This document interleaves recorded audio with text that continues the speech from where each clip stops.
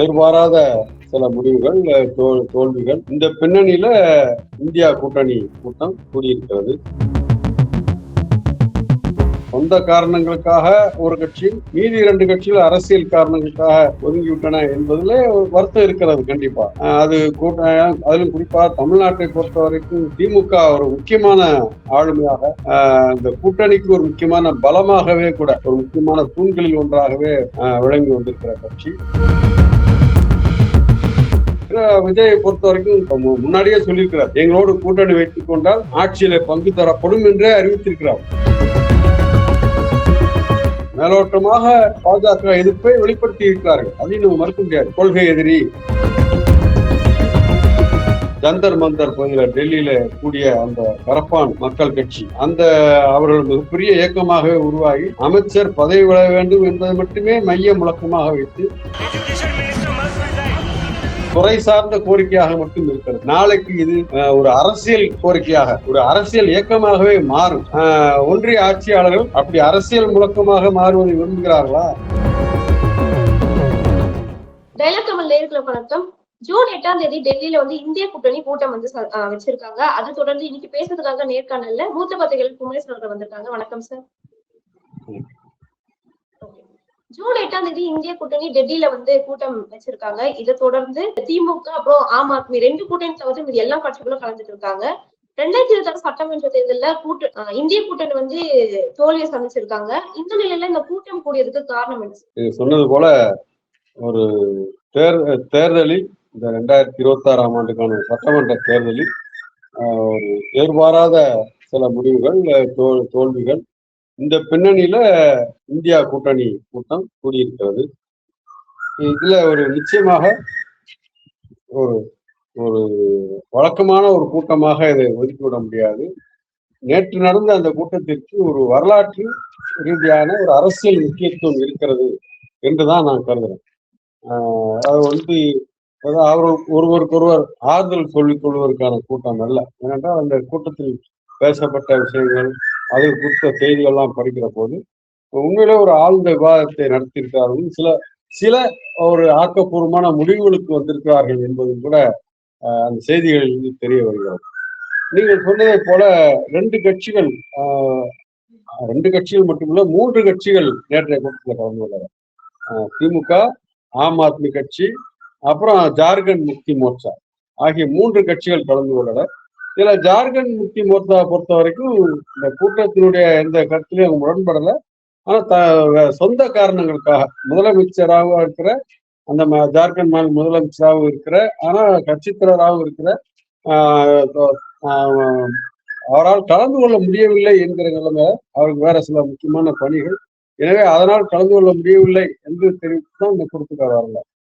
ஆம் ஆத்மி கட்சியை பொறுத்த வரைக்கும் திமுக போலவே காங்கிரஸ் தலைமையோடு ஏற்பட்டிருக்கிற முரண்பாடு, காங்கிரஸ் கட்சியுடைய அணுகுமுறையில் அவருக்கு ஏற்பட்டிருக்கின்ற ஒரு ஏமாற்றம், அதிருப்தி, விமர்சனம், அப்படியே திமுகவுக்கும் அப்படியே அதை சொல்லலாம்.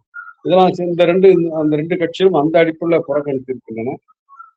இதுக்கடையில காங்கிரஸ் கட்சியுடைய மூத்த தலைவர் ப. சிதம்பரம் இது ஒரு முறிவு அல்ல, இது ஒரு தற்காலிகமான ஒரு இதுதான், விரைவிலேயே சரியாகிவிடும் ஒரு கருத்து தெரிவிச்சிருக்கிறாரு. பார்க்கலாம், என்ன நடக்குது பார்க்கலாம்.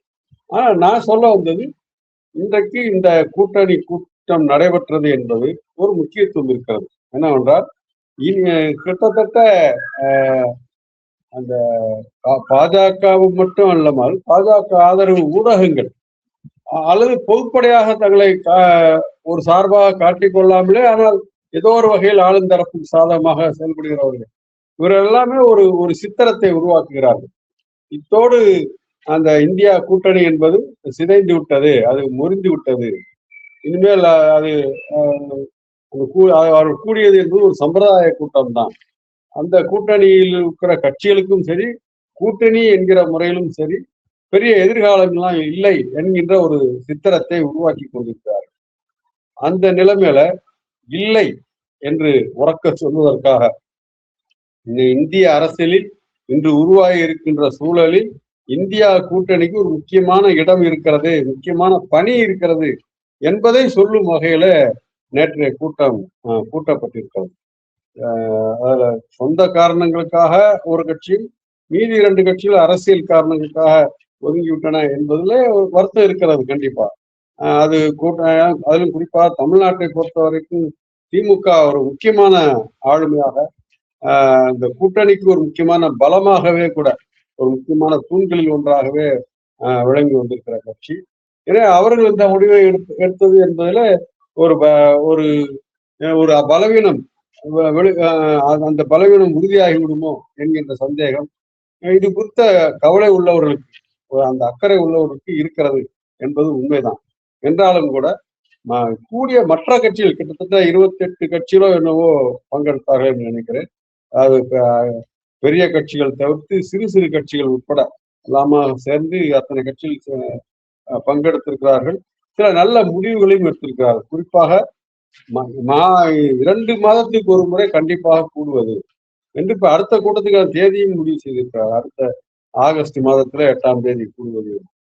இப்படி ஒரு தொடர்ச்சி என்பது அமையும் என்றால், உறுதியாகும் என்றால், இடையில சின்ன சின்ன பிரச்சனை வரலாம். ஏனென்றாலும் ஆனாலும் அதெல்லாம் சமாளித்துக் கொண்டு இந்த தொடர்ச்சி என்பது உறுதிப்படும் என்றால், அதுல என்ன சும்மா டீ குடிச்சுட்டு போக மாட்டாங்கல்ல. அப்போதைக்கு வந்திருக்கின்ற அரசியல் நிலைமை அது பரிசீலிக்கப்படும். அடுத்து என்ன செய்யலாம் என்பது குறித்து ஆலோசிக்கப்படும். அதுல கூட்டணி கட்சிகள் அந்த ஆலோசனையின் அடிப்படையில் செயல்படுகிற போது அது முக்கியமான மாற்றங்களுக்கு விட்டு செல்லும் என்று நாம் எதிர்பார்க்கலாம். விட்டு செல்ல வேண்டும் என்ற விருப்பத்திலிருந்தே கூட நான் வைக்கிறேன். எனவே இந்த நான் சொன்னது போல நேற்றைய கூட்டம் என்பது நிச்சயமாக ஒரு அரசியல் முக்கியத்துவம் வாய்ந்த கூட்டமாக இருக்கு. இப்ப நீங்க சொன்ன மாதிரி 3 கூட்டணி 3 கட்சிகள் சொன்னீங்க. அதுல முக்கியமான கட்சி வந்து திமுக, ஆம் ஆத்மி. இவங்களோட புறக்கணிப்பு கூட்டணிக்கு பாதிப்பு ஏற்படுத்துமா? அதாவது 2 கோணத்துல இவர்கள் புறக்கணித்ததிலே உள்ள காரணங்கள், அதற்கான சொல்லப்படுகின்ற அந்த காரணங்கள், அதுல நியாயம் இருக்கிறதா இல்லையா என்கிற கோணத்திலும் பார்க்க வேண்டியிருக்கிறது. இன்னொரு கோணத்துல அந்த நியாயங்கள் இருந்தாலும் இப்படி ஒரு முக்கியமான கூட்டத்தை புறக்கணித்தது சரிதானா என்கின்ற அந்த கோணத்திலும் பார்க்க வேண்டியிருக்கிறது. முதல் கேள்விக்கே வருவோமே, என்ன நியாயங்கள் இப்ப திமுக தரப்பிலும் சரி, ஆம் ஆத்மி கட்சி தரப்பிலும் என்ன விமர்சனங்களை வைக்கிறார்கள். எங்களுக்கு காங்கிரஸ் உரிய இடத்தை, அகில இந்திய கட்சி அது உண்மையில, ஆனா காங்கிரஸ் கட்சி உரிய முறையில் எங்களை நடத்தவில்லை. ஒரு அவர்கள் வலுவாக இருக்கக்கூடிய மாநிலங்களில் காங்கிரஸ் கட்சி ஒரு எதிர்கட்சி வேலையைத்தான் செய்தது, ஒரு ஆக்கப்பூர்வமான ஒரு கூட்டணி கட்சியாக செயல்படவில்லை என்கின்ற கருத்தை அவர் முன்வைத்திருக்கிறார். திமுகவை பொறுத்த வரைக்கும் அவருடைய கோபம் வெளிப்படையாக தெரிகிறது. எல்லாருமே கூட அதை சுட்டி காட்டியிருக்கிறாங்க. குறிப்பாக தமிழ்நாடு சட்டமன்ற தேர்தல் முடிந்து அவர்கள் எதிர்பார்த்த வெற்றி கிடைக்கவில்லை என்பது ஒரு பக்கம் இருக்க, தாவேகா அதுவும் முழு பெரும்பான்மை கிடைக்காத நிலையில மற்ற சில கட்சிகளுடைய ஆதரவுடன் தான் ஆட்சி அமைக்க வேண்டும் என்கிற சூழல் ஏற்பட்ட போது, ஒரு பக்கம் இந்த சூழலை பயன்படுத்தி கொண்டு குடியரசுத் தலைவர் ஆட்சி அறிவிக்கப்பட்டுவிடக் கூடாது என்ற அக்கறையோடு, ஏன்னா குடியரசுத் தலைவர் ஆட்சி என்றால் அது உண்மையில் அது பாஜக ஆட்சியாக ஆகிவிடும். எனவே அப்படி ஏதோ ஒரு வகையில பாஜக ஆட்சி அதிகாரத்தை தன் கையில் எடுத்துக்கொள்வதற்கு அனுமதித்து விடக்கூடாது என்கின்ற அக்கறையோடு காங்கிரஸ், 2 கம்யூனிஸ்ட் கட்சிகள், விடுதலை சிறுத்தைகள், இந்திய யூனியன் முஸ்லீம் லீக் கட்சிகள் இவையெல்லாம் முடிவெடுத்தன என்பதை பார்க்கிறோம். என்றாலும் கூட மற்ற கட்சிகளை எல்லாம் திமுக விமர்சிக்கவில்லை என்பதும், காங்கிரஸை மட்டும் கடுமையாக சாடுகிறது என்பதையும் பார்க்கிறோம். அதற்கு காரணமும் வெளிப்படையானது. ஏனென்றால் மற்ற எல்லா கட்சிகளுமே திமுக தலைமையை சந்தித்து தங்களுடைய நிலைப்பாடு இதுதான், இன்றைய சூழலில் இது இந்த அரசியல் முக்கியத்தையும் கருதி, அரசியல் நிலைமையை கருதி இந்த முடிவை எடுக்கிறோம் என்று தெரிவித்து விட்டு, முறைப்படி பதிவு செய்து விட்டு வந்து தங்களுடைய ஆதரவை அறிவிக்கிறார்கள். நேற்று நடைபெற்ற ஒரு கூட்டத்தில் மு.க.ஸ்டாலின் அவர்கள் கூட அதை சொல்லி இருக்கிறார். இவர்கள் முறைப்படி என்னிடம் இதெல்லாம் சொன்னார்கள். நானும் கூட இந்த நிலைமையில இதுதான் சரியான முடிவு என்பதால் நாமும் ஏற்றுக்கொண்டோம் அப்படின்ற கருத்தை அவரும் பதிவு செய்திருக்கிறார். ஆனா காங்கிரஸை பொறுத்த வரைக்கும் மிக அவசரமாக ஒரு பக்கம் எந்த வகையிலும் பாஜக இதை பயன்படுத்திக் கொள்ளக்கூடாது என்கின்ற அந்த அக்கறையை புரிந்து கொள்ள முடிகிறது. அதுல ஒரு அவசரம் தேவையா என்றால் தேவைதான். ஆனா இந்த நடைமுறையில ஒரே தலைவர் தான் அங்கேயும் இங்கேயும் போகணுமா என்ன? ஒரு பக்கம் தாவேகா தலைமையை சந்தித்து தங்களுடைய ஆதரவை தெரிவிக்கலாம். இன்னொரு பக்கம் காங்கிரசினுடைய இன்னொரு பகுதி தலைமை திமுக தலைவர்களை சந்தித்து தங்களுடைய நிலைப்பாடு இது, இந்த நிலைமையில இப்ப ஒரு முடிவு எடுக்கிறோம் என்று சொல்ல வேண்டியதுதானே. ஏன்னா அவர் தேர்தலில் எப்படி நடத்தப்பட்டார்கள், அவர் உரிய இடம் கிடைக்கவில்லை, அல்லது அது மாதிரி தொடர்ச்சியாக அவர்கள் ஆட்சியில் பங்கு அதிகாரத்தில் பங்கு என்று கோரி வந்திருக்கிறார்கள், அதுவும் காதிலே போட்டுக் கொள்ளப்படவில்லை என்கிற போது இப்படி ஒரு புதிய வாய்ப்பு வருகிறது. ஏன்னா விஜயை பொறுத்த வரைக்கும் தேர்தல் முன்னாடியே சொல்லியிருக்கிறார், எங்களோடு கூட்டணி வைத்துக் கொண்டால் ஆட்சியில பங்கு தரப்படும் என்றே அறிவித்திருக்கிறார். எனவே இந்த வாய்ப்பை அவர் பயன்படுத்திக் கொள்ள நினைத்ததிலும் கூட தவறில்லைதான். ஆனா அந்த அதற்கான வாய்ப்பை அப்படி ஒரு ஆட்சியில் பங்கு என்கின்ற வாய்ப்பை திமுக அந்த தரவில்லை என்பதும் கூட நமக்கு தெரிகிறது. ஆகவே உடனடியாக இந்த வாய்ப்பை பயன்படுத்திக் கொள்ள வேண்டும் என்று ஒரு அவசரப்பட்டிருக்கிறார்கள். அதுவும் சரிதான் கூட வைத்துக் கொள்வது வாதம். ஏனென்றால் கிட்டத்தட்ட ஒரு 60 ஆண்டு காலம் ஆட்சியின் சுகத்தை இழந்து விட்ட கட்சி அது. எனவே அப்படி ஒரு முடிவு, ஏன்னா ஒரு பக்கம் தொடர்ந்து அதை பேசி வந்திருக்கிறார். ஒரு பகுதி தலைமை அடுத்தடுத்த மற்ற தலைவர்கள் அது ஒரு பிரச்சனையாக பொது வெளியில் பேசிக்கொண்டே வந்திருக்கிறார்கள். பெரிய தலைவர்கள் அதை ஒரு மாதிரி பூசி மொழி சமாளிப்பார்கள் என்ற நிலைமையில இந்த இனிமேலும் அப்படி கட்டுப்படுத்த முடியாத என்ற நிலைமைக்கு வந்திருக்கிறார்கள் என்றெல்லாம் புரிகிறது. என்றாலும் கூட அதை முறையாக திமுக தலைமையை சந்தித்து தங்களுடைய நிலைப்பாட்டை விளக்கிவிட்டு இந்த முடிவை எடுத்திருந்தால் நாகரிகமாக இருந்தது. அந்த நாகரிகத்தை ஏனோ காங்கிரஸ் கடைபிடிக்க தவறிவிட்டது என்பதுல அந்த அந்த அந்த விமர்சனத்துல முழு நியாயம் இருக்கிறது என்பதால் பார்க்கிறேன். ஆகவேதான் திமுக அது கிட்டத்தட்ட இதே போன்ற நிலைதான் ஆம் ஆத்மி கட்சிக்கும். நான் ஏற்கனவே சொன்னதை போல ஜேஎம்எம் கட்சியை பொறுத்தவரைக்கும் சொந்த காரணங்கள். எனவே அவர்களை பொறுத்தவரைக்கும் எந்த வித முரண்பாடும் இல்லை என்று தெரிவித்து விட்டார்கள். இனிமே அடுத்தடுத்த கூட வரலாம் என்று நாம் எதிர்பார்க்கலாம். எனவே இவர்கள் அந்த காங்கிரஸ் இவ்வாறு நடந்து கொண்டது என்ற அடிப்படையில் எடுக்கப்பட்ட அந்த அந்த அவர்களுக்கு ஏற்பட்ட அந்த அந்த கோபத்தையும் காங்கிரஸ் மீது வைத்திருக்கிற விமர்சனத்தையும் புரிந்து கொள்ள முடிகிறது. ஆனால் திமுக அதற்காக இப்படி ஒரு இந்த கூட்டணியை புறக்கணிப்பது சரிதானா? காங்கிரஸை புறக்கணிக்கிறது சரி, காங்கிரஸோட முரண்பாடு, காங்கிரசுடன் ஒரு முறிவு என்பது புரிந்து கொள்ள முடிகிறது. ஆனால் இந்த இந்தியா கூட்டணி என்பது காங்கிரஸ் மட்டும் இல்லையா, காங்கிரஸுக்கு முக்கிய இடம் இருக்கிறது, தலைமை இடம் இருக்கிறது, அதையும் நம்ம மறுக்க முடியாதுதான். என்றாலும் கூட பல்வேறு கட்சிகளும் ஒரு குறிப்பிட்ட தேவைக்காக நிச்சயமாக அது ஒரு தேர்தல், ஏன்னா இந்தியா கூட்டணிங்கிற பேர்ல தமிழ்நாட்டுல தேர்தலில் இவங்க களம் இறங்கலாம் இல்லையா. மதச்சார்பற்ற ஜனநாயக முற்போக்கு கூட்டணிங்கிற பேர்லாம் நீங்க களம் இறங்கினாங்க. இந்தியா கூட்டணி என்பது அப்படி வெறும் தேர்தல் கூட்டணியாக மட்டும் அமைந்து விடவில்லை. ஒரு ஒரு கொள்கை சார்ந்த ஒரு நாட்டை சூழ்ந்துள்ள மிகப்பெரிய ஒரு அரசியல் அபாயத்திலிருந்து பாதுகாக்கின்ற, பாசிச சக்தியிலிருந்து பாதுகாக்கின்ற என்று அதுக்கான விருந்த பொருள் இருக்கிறது. அந்த நோக்கத்துடன் தான் அந்த கட்சிகள் சேர்ந்து கூட்டணியை அமைத்தன.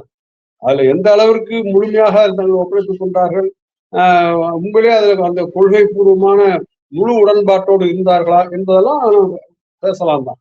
என்றாலும் அடிப்படையில் இதுதான் நோக்கம். அந்த நோக்கத்துடன் தான் திமுகவும் ஆம் ஆத்மி கட்சியும் கூட அதில் இணைந்தார்கள். ஆனால் காங்கிரஸ் மீது விமர்சனம் இருக்கிறது என்பதற்காக இந்த நோக்கத்தை கைவிடுவதா என்கிற கேள்வி நம்ம வைக்கலாம். அப்படி என்றால் காங்கிரஸ் எப்படி தன்னுடைய நலனுக்காக, தன்னுடைய குறுகிய நலனுக்காக இந்த முடிவை எடுத்ததோ, சொல்லாமல் கொள்ளாமல் எடுத்த முடிவு சரியான முடிவு, ஆனால் அதுல காட்டிய வேகம் என்பது கொஞ்சம் ஏற்க முடியாது என்பது நம்ம பேசிட்டோம்.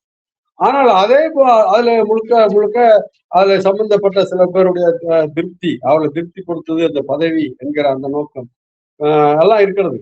ஆனா அதே போலதான் திமுகவுமா, ஏன்னா தமிழ்நாட்டுல இப்படி ஒரு இந்த அடையாளத்தோடு இந்த கூட்டணியை உருவாக்குறதுல திமுகவுக்கு முக்கியமான இடம் இருக்கிறது.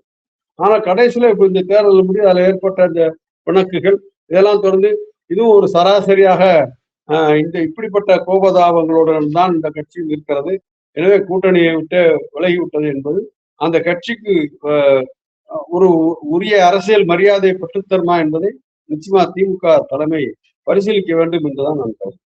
தாவேக ஆட்சிக்கு வந்து இடதுசாரிகளும் விசிகே ஐயுஎம்எல் வந்து எந்த பின்னணியில தெரிவிச்சாங்க. அதே மாதிரி காங்கிரஸ் வந்து அவங்களோட முடிவை வந்து முன்கூட்டியே அறிவிச்சிட்டாங்க. டிவிக்கோட அவங்களோட கட்சியை வலுப்படுத்துறதுக்கு வந்து புதிய கட்சிகளுக்கு வாய்ப்பு அளிக்குமா? தாவேகாவுக்கு அழைப்பு கொடுக்கப்படுமா? அதான் உங்களுடைய கேள்வியை சுருக்கமா புரிந்து கொள்வதென்றால் அப்படி எடுத்துக்கொள்ளலாம். ஆமா, என்னவென்றால் நிச்சயமாக இந்தியா கூட்டணி மேலும் மேலும் ஒத்த கருத்துடைய கட்சிகள் எல்லாம் இணைந்து அது வலுப்பெறுவது என்பது ஒரு தேவைதான்.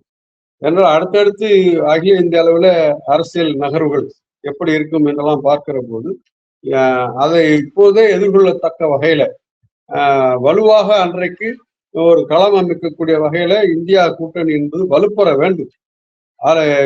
சிறிய கட்சி, பெரிய கட்சி, புதிய கட்சி, பழைய கட்சி என்கிற எந்த வேறுபாடும் இல்லாமல் இணைக்கப்பட வேண்டும் என்பதில் யாருக்கும் மாற்று கருத்து இருக்க முடியாது. அதே நேரத்துல தமிழ்நாட்டை பற்றி நம்ம ஏற்கனவே சொன்னோம். எந்த சூழலில் இந்த ஆதரவு அளிக்கப்பட்டது என்பதுல ஏற்கனவே பேசிட்டாங்க, திரும்ப சொல்ல வேண்டியது இல்லை. ஆனால் தாவேகா தலைமையை பொறுத்த வரைக்கும் இன்னும் மேலோட்டமாக ஒரு பாஜக எதிர்ப்பை வெளிப்படுத்தி இருக்கிறார்கள். அதையும் நம்ம மறுக்க முடியாது.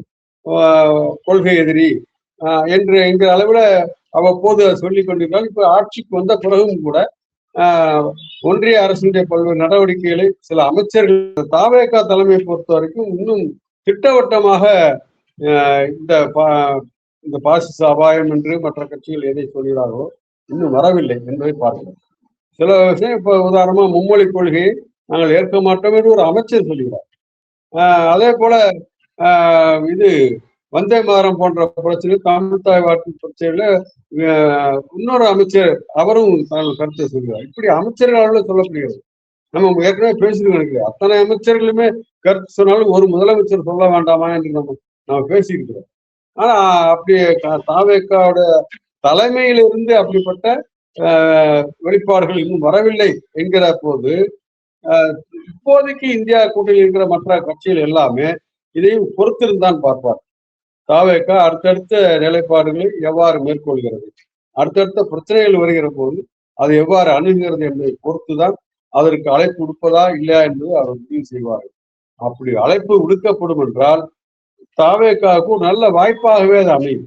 அகில இந்திய அளவில் உடனடியாக ஒரு மாநில அளவில் இன்னைக்கு ஒரு மதிப்பை பெற்று ஒரு ஆட்சி அமைக்கிற அளவுக்கு இவ்வளவு வேகத்தில் வந்திருக்கிறது என்கிற அதை தாண்டி அகில இந்திய அளவில் ஒரு தாக்கல் செலுத்தக்கூடிய அல்லது அதுல தனக்கும் ஒரு பங்கு இருக்கிறது என்று அழுத்தமாக நிறுவக்கூடிய ஒரு வாய்ப்பு தாவேகாவுக்கு அமையும். இல்லை என்றால் ஒன்றிய ஆட்சியாளரை விமர்சிக்கிறதுக்கு அவருடைய தவறுகளை சுட்டிக்காட்டுவதற்கு தயங்குகின்ற இன்னொரு கட்சியாக அடையாளம் பெற்றுவிடும். அது தாவேகாவுக்கு எப்படிப்பட்ட எதிர்காலத்தை உருவாக்கி தரும் என்பதை தாவேகா தலைமை பரிசீலிக்க வேண்டும். எனவே இந்தியா கூட்டணியை பொறுத்த வரைக்கும் நிச்சயமா அது குறித்து பேசியிருப்பார்கள் என்றுதான் நினைக்கிறேன். அவர் வேற பல இந்த நீட் தேர்வு விஷயம், அந்த வினாத்தாள் கசிவு, அமைச்சர் பதவி விலக வேண்டும் என்பது போன்ற பிரச்சனை பேசியிருக்காலும் அதை தாண்டி இது குறித்தும் ஒரு சின்ன பரிசீலனை இருந்திருக்கும். அதுல என்ன முடிவு எடுத்திருப்பார்கள் என்று ஊகிக்க முடிகிறது என்றால் தாவேகா அடுத்தடுத்து என்ன நிலைப்பாடு எடுக்கிறது என்பதை பொறுத்து நாம் முடிவு செய்து கொள்ளலாம் என்று பேசியிருப்பார்கள் என்று கருதுகிறேன். இந்த கூட்டத்தில் வந்து ஒன்றிய கல்வி அமைச்சர் தர்மேந்திர பிரதான் பதவி விலகணும்ன்ற கோரிக்கை வந்து முன்வைக்கப்பட்டிருக்கு. இதே ஒரு கோரிக்கை தான் சிஜேபி வந்து ஒரு போராட்டத்தையே நடத்தியிருக்காங்க. அப்படி அமைச்சர் வந்து பதவி விலகணும்னா அடுத்த கட்ட நடவடிக்கை என்னவா இருக்கும்? அதாவது ஒரு வகையில இன்றைக்கு அது வந்து ஒரு மையமான போராட்ட கருவாக இந்த நீட் வினாத்தாள் கசிவு என்பது அதற்கு பொறுப்பேற்று அமைச்சர் பதவி விலக வேண்டும் என்கிற கோரிக்கையை முன்வந்திருக்கிறது. ஒரு விதமான கொந்தளிப்பான சூழலை பார்த்தவுடன் ஒன்றிய அரசு என்ன செய்தது என்றால் 2 அதிகாரிகளை மற்றும் இடமாற்றம் செய்தது. அவர்கள் வேற நடவடிக்கை பொறுப்புல இன்னொரு பொறுப்புக்கு மாற்றினார்கள், அவ்வளவுதான். அதெல்லாம் மக்களை ஏற்க வைக்காது. மக்கள் அதனாலலாம் ஏமாந்து விட மாட்டார்கள் என்பதனுடைய வெளிப்பாடுதான் நீங்கள் சொன்னதை போல ஜந்தர் மந்தர் பகுதியில் டெல்லியில கூடிய அந்த கரப்பான் மக்கள் கட்சி, அந்த அவர்கள் மிகப்பெரிய இயக்கமாகவே உருவாகி அமைச்சர் பதவி விட வேண்டும் என்பதை மட்டுமே மைய முழக்கமாக வைத்து அதற்காக தயாரிக்கப்பட்ட மனுவினை லட்சக்கணக்கானவர்கள் கையெழுத்திட்டிருக்கிறார் உடனடியாக. ஏன்னா அதிலுமே இன்றைக்கு இணைய வழியில் அந்த கையெழுத்துக்கள் பெறப்படும் போது பல லட்சம் பேர் அதில் கையெழுத்திட்டிருக்கிறார்கள். ஆகவேதான் அந்த ஆதரவை பார்த்த பிறகுதான் அந்த கரப்பான் மக்கள் கட்சியினுடைய இணையதளத்தையே முடக்குகிற அளவுக்கு போனார்கள் என்பது உச்ச நீதிமன்றமே அப்படி ஏன் முடக்குகிறீர்கள் என்று இப்போது கேள்வி கேட்டிருப்பது என்கிற அந்த வளர்ச்சி போக்குகள் இருக்கின்றன. ஆக இவர்கள் மையமான அந்த கோரிக்கையை ஒன்றிய அரசு காதில் போட்டுக்கொள்ள தயாராக இல்லை என்று தெரிகிறது. ஆனால் இப்ப நம்ம கேட்கலாம், இப்போ ஒன்றிய அமைச்சர் பதவி விலகுவதால் மட்டும் இந்த நீட் மோசடிக்கு தீர்வு கிடைத்து விடுமா என்றால் இல்லை. அது இன்னும் ஆழமான பிரச்சனை. நீட் என்பதே தேவையா இல்லைங்கிற கேள்விலாம் இருக்குல்ல. நீட் தேர்வே தேவைதானா? அது தேவையின்றி இந்த மாணவர்களை மன உளைச்சலுக்கு உள்ளாக்குகிறது. ஏதோ ஒரு வகையில ஒரு வாய்ப்பு வசதிகளும் சில சூழல்களும் அமைந்தவர்கள் தான் இந்த பட்டங்களை பெற முடியும் என்கின்ற சூழலை உருவாக்குகிறது. எனவே நீட்டை ஒழித்து கட்ட வேண்டும் என்ற கோரிக்கையெல்லாம் ஒழித்து கொண்டிருக்கிறது. இந்த பின்னணியில அமைச்சர் பதவி விலகிற போது என்ன நிலவு என்றால் ஒரு நம்பிக்கை ஏற்படும் மக்களுக்கு. இப்படிப்பட்ட மோசடிகள் எந்த வகையில் யார் காரணமாக இருந்தாலும் சரி, அதற்கு உரிய இடத்துல இருக்கிறவர் அதற்கு பொறுப்பேற்றுக் கொண்டு பதவி விலகிற போது இனிமேல் அது நடக்காது, எந்த வடிவத்திலும் நடக்காது. ஏன்னா இன்னைக்கு இந்த பிரச்சனை இப்படி வந்ததுனால உடனடியா இப்படி ஏதோ சில நடவடிக்கை எடுக்கப்பட்டிருக்கிறது. நாளைக்கு வேற வேற வடிவத்துல வரலாம்ல. ஏன்னா இந்த தேர்வுல இப்ப இவ்வளவு விஷயங்கள் இருக்கிற போது இதை பயன்படுத்தி, ஏன்னா இந்த நம்ம பார்க்கணும், நீட் தேர்வு என்பது அடிப்படையில் இந்த கோச்சிங் சென்டர்களுக்கு பணத்தை வாரி வழங்கக்கூடிய ஒரு ஏற்பாடாக இருக்கிறது என்பதெல்லாம் பார்க்கிறோம். அவர்கள்லாம் அவளை எளிதில் விட்டுவிட மாட்டார்கள். ஆனா ஏதாவது ஒரு வடிவத்துல இதற்கு உடன்படக்கூடிய அதிகாரிகள், உயர் அதிகாரிகள்லாம் வந்து சேர்ந்து விடுவார்கள். அது எப்பவுமே அப்படி ஒரு விதமான கள்ள தொடர்பு இந்த இதுலதான் அந்த மாதிரி சொற்களையே பயன்படுத்த வேண்டும். அதெல்லாம் நடக்கும். அப்படி நடப்பதற்கு இடம் தராமல் ஒரு முற்றுப்புள்ளி வைக்கப்படும், ஒரு மாற்று அணுகுமுறைக்கு வழி இருக்கிறது என்ற நம்பிக்கையை அமைச்சரின் பதவி விலகல் என்பது ஏற்படுத்தும். அது மட்டுமல்ல, அடுத்தடுத்த விசாரணைகள் என்று வருகிற போது மக்கள் யார் மீது கோபமாக இருக்கோ அந்த அமைச்சர் பொறுப்பிலேயே நீடிப்பார் என்றால் அந்த விசாரணை எந்த அளவுக்கு நியாயமாக நடக்கும், அந்த விசாரணை நடத்தக்கூடியவர்கள் எந்த அளவுக்கு அச்சம் இல்லாமல் தயக்கம் இல்லாமல் தங்களுடைய பணியை செய்ய முடியும் என்கிற கேள்வியெல்லாம் இருக்கிறது. ஆகவேதான் அமைச்சர் பதவி விலக வேண்டும் என்ற கோரிக்கை வலுவாக ஒலிக்கிறது.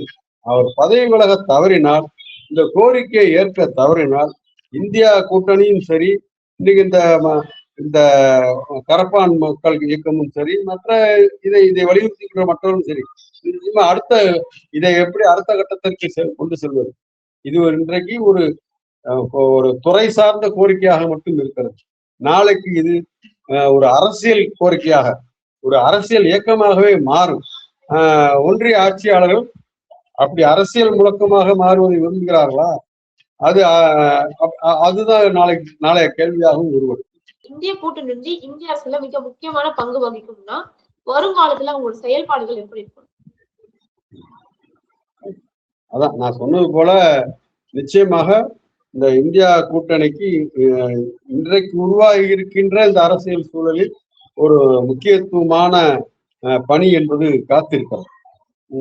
அது அந்த வகையில் இந்த கூட்டணி இருக்கிற ஒவ்வொரு கட்சியும் ஒரு அந்த தேர்தல் நேரத்து உறவு என்பதை தாண்டி முதலே நாம் இந்த கூட்டணி எதற்காக உருவாக்கப்பட்டது என்பதை பற்றி பேசணும். அந்த லட்சியங்களை, அந்த நோக்கங்களை மக்களிடையே தங்களுடைய அன்றாட பரப்புரை நிகழ்ச்சியில் ஒன்றாக மாற்ற வேண்டும். ஏதோ அந்த நேரத்தில் அந்த குறிப்பிட்ட பிரச்சனை வரும்போது மட்டும் ஒன்றிய அரசை விமர்சிப்பவர் நின்று விடாமல், இப்படி ஒரு தேசத்திற்கு இப்படி ஒரு அபாயம் இருக்கிறது, அதிலிருந்து இந்த தேசத்தை காப்பாற்ற வேண்டும், எனவே இதை வலுப்படுத்த வேண்டும் என்ற செய்தியை திரும்ப திரும்ப தங்களுடைய தொண்டர்களிடமும் சொல்ல வேண்டும், தொண்டர்கள் மூலமாக மக்களிடமும் கொண்டு செல்ல வேண்டும். அப்படி ஒரு தொடர் நிகழ்ச்சியாக மாற வேண்டும். அதே போல இந்த கூட்டணி இருக்கின்ற கட்சிகள் ஒட்டுமொத்தமான இனிமேலாவது ஒரு கொள்கை சார்ந்த கூட்டணி தான் இது என்பதை உறுதிப்படுத்துகிற வகையில ஏன்னா இதுல பாத்தீங்கன்னா பொதுவா ஒரு கொள்கை சார்ந்த கூட்டணி என்பதற்கு நல்ல முன்னுதாரணம் இங்க இடதுசாரி கூட்டணி தான். அது வெறும் ஒரு தேர்தல் கூட்டணியாக இல்லாமல் உறுதியான குறைந்தபட்ச செயல் திட்டங்கள், குறைந்தபட்ச கொள்கை உடன்பாடுகள் என்றெல்லாம் பேசி முடிவெடுத்து தான் இந்த கூட்டணியை அமைத்திருக்கிறார்கள். எனவே அது சாத்தியமற்றது அல்ல. கடந்த காலத்திலும் ஒன்றிய அளவில் சில கூட்டணிகள் ஏற்பட்டிருக்குன்னா, ஆனா அவை எல்லாமே தேவைகளை ஒட்டி ஏற்பட்டதுதான். அப்படி ஏற்பட்டதிலேயே கூட இந்த இடதுசாரி கட்சிகளுடைய பங்களிப்பின் காரணமாக எவ்வளவு முக்கியமான திட்டங்கள் இந்த நாட்டிற்கு வந்து சேர்ந்தன. கல்வி உரிமை சட்டம் உட்பட, தகவல் உரிமை சட்டம் உட்பட, இப்படி நிறைய சொல்லிக்கிட்டே போகலாம். அப்படியெல்லாம் சட்டங்கள் கொண்டு வர முடிந்தது என்கிற போது ஏன் இன்றைக்கு சில பெயரை மாற்றி இருக்கிறார்களே, மகாத்மா காந்தி தேசிய ஊரக வேலை திட்டம், அது எப்போது வந்தது? இப்படியான ஆக்கப்பூர்வமான பல நடவடிக்கைகளை இந்த இப்படி ஒரு கூட்டணி என்று அமைந்தால் மேலும் மேலும் கொண்டு வர முடியும். நாட்டினுடைய பல்வேறு தேவைகளை அதனால் நிறைவேற்ற முடியும்.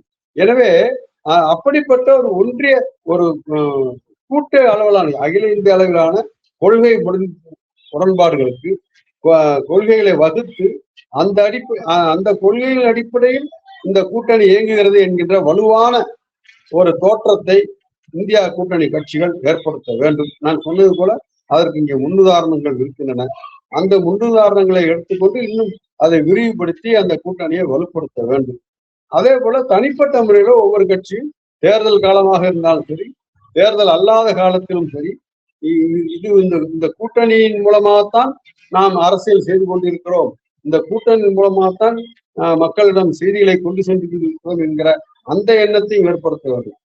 அதே நேரத்துல ஒரு நெருக்கடி அல்லாத தேர்தல் அல்லாத ஒரு காலகட்டத்தில் ஒவ்வொரு கட்சியும் தனிப்பட்ட முறையில் அந்தந்த அவரவருடைய சொந்த செல்வாக்கை வளர்த்துக் கொள்வதற்கு முயற்சி செய்வார்கள்.